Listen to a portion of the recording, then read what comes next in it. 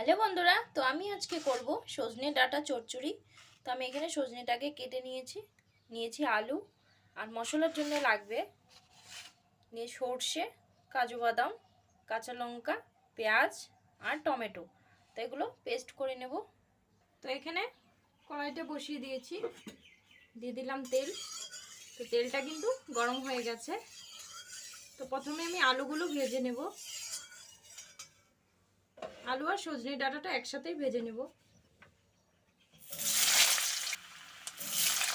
তো সজনে ডাঁটাটাও দিয়ে দিচ্ছি, একসাথে ভেজে নিলে।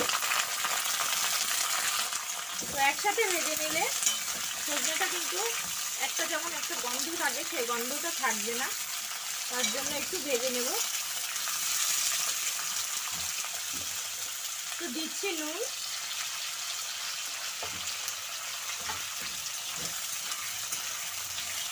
দিচ্ছি হলুদ গুঁড়ো।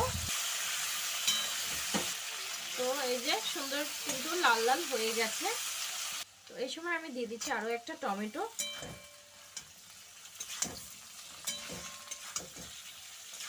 তো মশলাটাও দিয়ে দেবো এখন।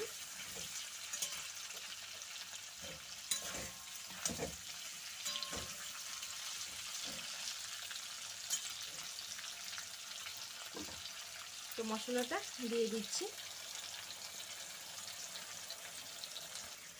তো মশলা বাটিটা ধুয়ে আরো একটু জল দিয়ে দেবো।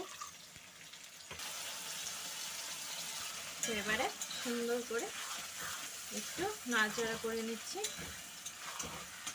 তো দেবো হচ্ছে একটু লঙ্কা গুঁড়ো। তো দিচ্ছি 1 চামচ মতো লঙ্কা গুঁড়ো। তো একটু ঝাল ঝাল হলে এটা ভালো লাগবে।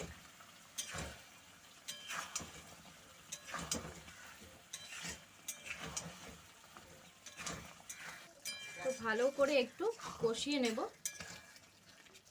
তো বেশিক্ষণ রান্না করার দরকার নেই, সর্ষে কিন্তু বেশিক্ষণ রান্না করলে একটু তেতো হয়ে যায়, ভালো লাগবে না। তো একটু ঢাকনা দিয়ে ঢেকে দেব।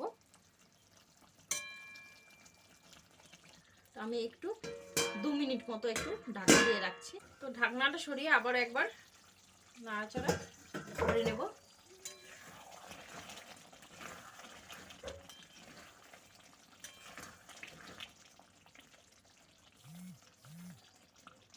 তো আলুটা কিন্তু সেদ্ধ হয়ে গেছে।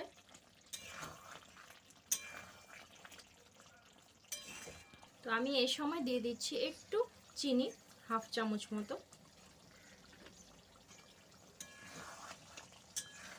তো রান্নাটা কিন্তু পুরোপুরি রেডি হয়ে গেল। আমি এবারে নামিয়ে নেব।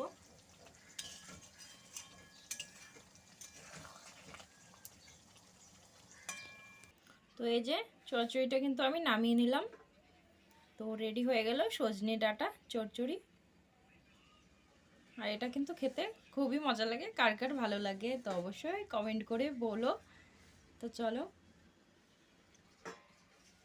রান্নাটা যদি ভালো লাগে তো কমেন্ট করতে ভুলবে না। তো চলো,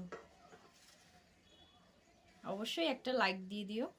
তো চলো, পরবর্তী ভিডিওতে আবারও দেখা হচ্ছে অন্য কোনো রেসিপি নিয়ে। ততক্ষণের জন্য ভালো থাকো, সুস্থ থাকো, টাটা।